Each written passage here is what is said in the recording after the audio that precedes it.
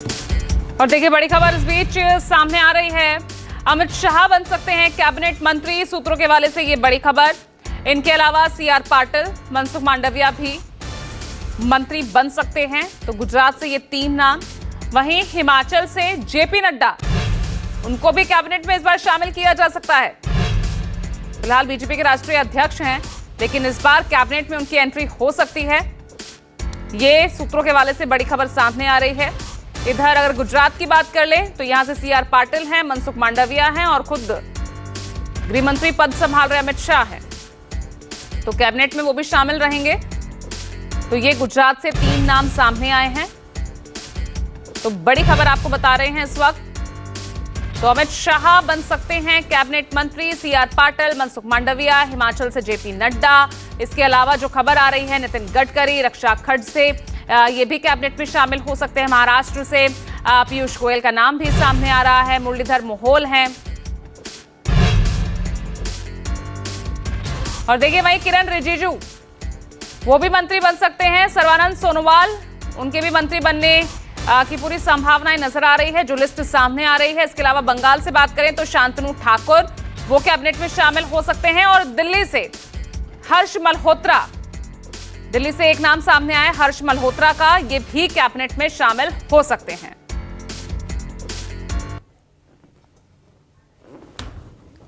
तो देखिए लगातार जो है संभावनाओं का दौर, और जो यूपी से संभावित मंत्री हैं, अनुप्रिया पटेल आपको नजर आ रही है, जयंत चौधरी हैं, राजनाथ सिंह हैं। तो ये जो सहयोगी दल हैं, यहां तो साफ साफ लग ही रहा है कि इस बार इनकी हिस्सेदारी जो है एनडीए कैबिनेट में बढ़ती हुई नजर आएगी।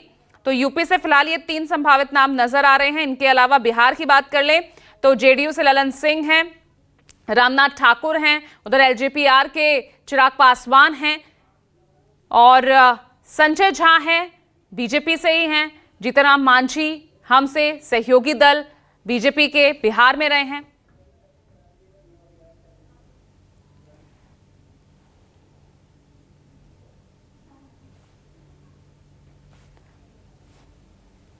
तो देखिए अब किस किस को कॉल गया है पीएमओ से, अब जरा वो लिस्ट भी देख लीजिए। अमित शाह, राजनाथ सिंह, शिवराज सिंह चौहान, मनोहर लाल खट्टर, कमलजीत सहरावत हैं, प्रताप राव जाधव हैं शिवसेना शिंदे गुट से। इसके अलावा रामनाथ ठाकुर हैं जेडीयू से, ललन सिंह हैं जेडीयू से। इन सभी तमाम वो नेता हैं जिनके नाम आपको बता रहे हैं, जिनको पीएमओ से कॉल गया है। जीतनराम मांझी हैं, चिराग पासवान हैं, शांतनु ठाकुर, उसके अलावा पीयूष गोयल। और देखिए इसी बीच एक बड़ी खबर सामने आ रही है, उसका रुख कर रहे हैं। जो बड़ी खबर इस बीच आई है, पीएम आवास पर जो बैठक चल रही थी वो खत्म हो गई है। ये बड़ी खबर इस वक्त की। आपको बता दें तमाम जो संभावित जो मंत्री हैं, जो नाम हम आपको लगातार दिखा भी रहे हैं, पीएम आवास पर पहुंचे थे। जो बैठक वहां पर चल रही थी वो खत्म हो गई है, क्योंकि आज सभी को पीएम आवास पर बुलावा भेजा गया था, सबको कॉल गया था। और ऐसे में संभावनाएं नजर आ रही हैं। जो संभावित मंत्री हैं जो वहां इस वक्त मौजूद थे, वो उनके साथ जो बैठक चल रही थी वो खत्म हो गई है। कुमार गौरव जुड़ गए हैं ज्यादा जानकारी के साथ, लगातार पीएम आवास के बाहर सुबह से नजर बनाए हुए हैं। कुमार गौरव, बैठक खत्म हो गई है?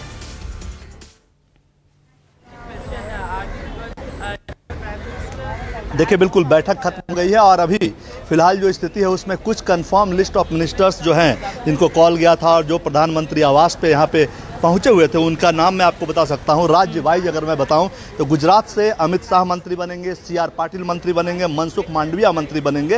हिमाचल प्रदेश से एक चौंकाने वाली खबर है, पूरी संभावना है कि जेपी नड्डा केंद्रीय मंत्रिमंडल में शामिल होंगे। अनुराग ठाकुर जो इससे पहले हिमाचल को रिप्रेजेंट करते थे, क्योंकि छोटा राज्य है, 4 सांसद वहां से आते हैं, पूरी संभावना है कि उनकी वो ड्रॉप कर दिए गए हैं और जेपी नड्डा केंद्र में मंत्री बनेंगे। उनका एक्सटेंडेड कार्यकाल जो है अध्यक्ष का, वो 4-5 दिन के बाद खत्म हो रहा है। इसके अलावा उत्तराखंड की अगर बात करेंगे तो उत्तराखंड में पिछली बार की तरह अजय टामटा ही जो पिछली बार राज्य मंत्री थे वो इस बार मंत्री बने रहेंगे। पंजाब से भी चौंकाने वाली खबर है, रवनीत सिंह बिट्टू जो कांग्रेस छोड़कर बीजेपी में आए थे और पंजाब से लोकसभा का चुनाव हार गए थे, उनको भी प्रधानमंत्री आवास से बुलाया गया था और वो भी मंत्री बनने जा रहे हैं, हारे हुए नेता हैं। महाराष्ट्र की अगर बात कर लें तो लिस्ट लंबी है।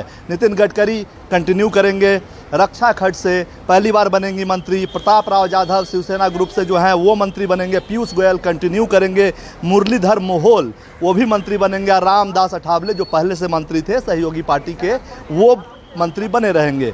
मध्य प्रदेश से शिवराज सिंह चौहान नया इंडक्शन है, मुख्यमंत्री के तौर पे इस्तीफा दिया था और 8 लाख के करीब वोट से वो विदिशा से जीत कर आए हैं, वो मंत्री बनेंगे। ज्योतिरादित्य सिंधिया जो कांग्रेस छोड़कर कुछ समय पहले बीजेपी में आ गए थे, पहले भी मंत्री थे, बीजेपी से राज्यसभा सांसद थे और उसके बाद वो लोकसभा का चुनाव जीते हैं, वो भी मंत्री रहेंगे। धार मध्य प्रदेश से सांसद हैं सावित्री ठाकुर, वो भी केंद्रीय काउंसिल ऑफ मिनिस्टर जिसको कहते हैं उसमें रहेंगे।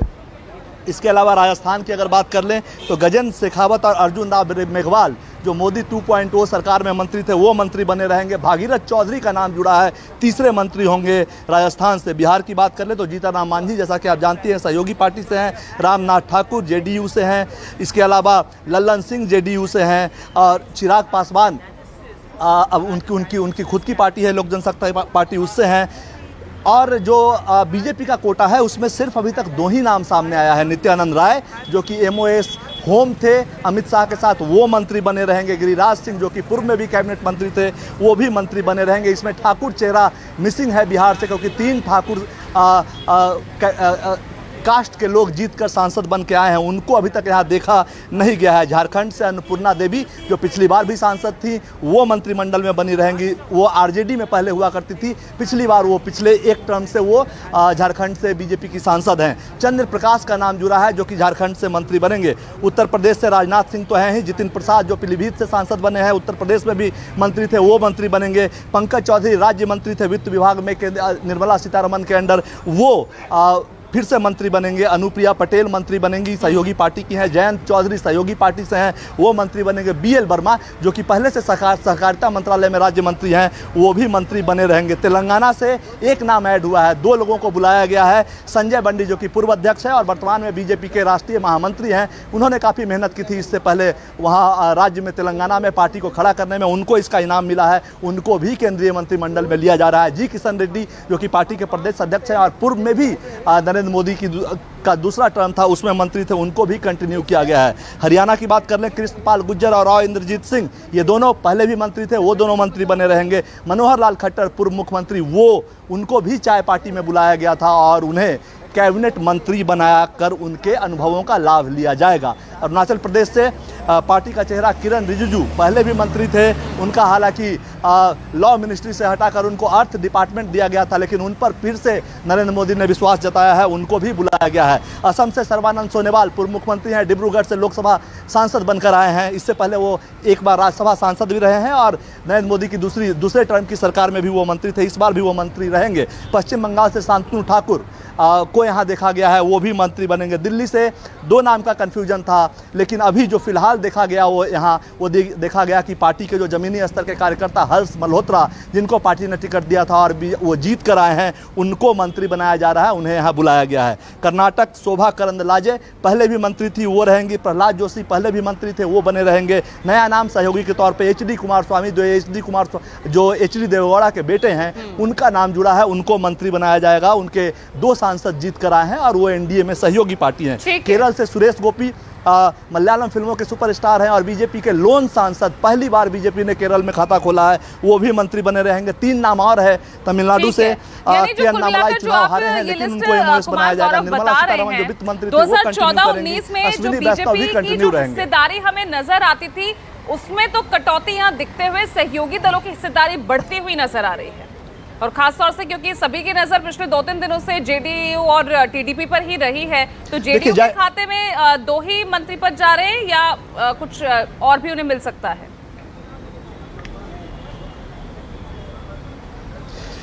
देखिए, ये जो मंत्रिमंडल है इसमें लगभग 60 के आसपास मंत्री शपथ 60 या 54 मंत्री के आसपास शपथ लेंगे।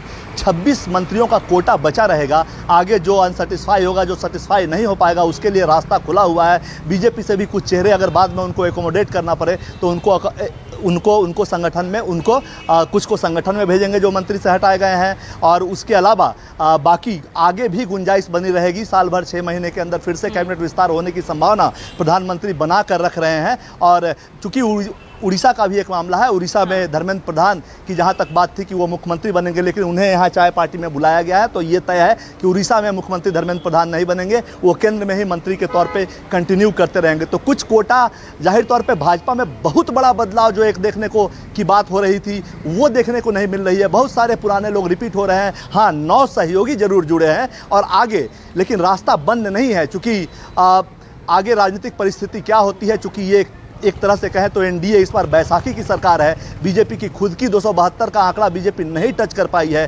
सहयोगियों के भरोसे है, इसलिए थोड़ा जगह ऐसी स्थिति में कोई भी मंत्रिमंडल, कोई भी प्रधानमंत्री अपने पास बचा कर रखता है कि आगे परिस्थिति के हिसाब से आगे फैसला लिया जा सके। कुछ लोगों को जोड़ना हो तो जोड़ा भी जा सकता है। जी चलिए, ठीक है कुमार गौरव, बहुत हलचल कुछ ही और देर में आपके आसपास काफी होने वाली है। अब लगातार बने रहिएगा, तस्वीर भी हम वहां से देखेंगे। तो फिलहाल नजर लगातार आज की तमाम हलचलों पर है, क्योंकि आज शाम 7:15 बजे एनडीए सरकार शपथ ग्रहण लेंगे। तीसरी बार प्रधानमंत्री पद की शपथ लेंगे नरेंद्र मोदी। नजर लगातार बनी हुई, एक छोटा सा ब्रेक ले रहे हैं, देखते रहिए न्यूज़ 24।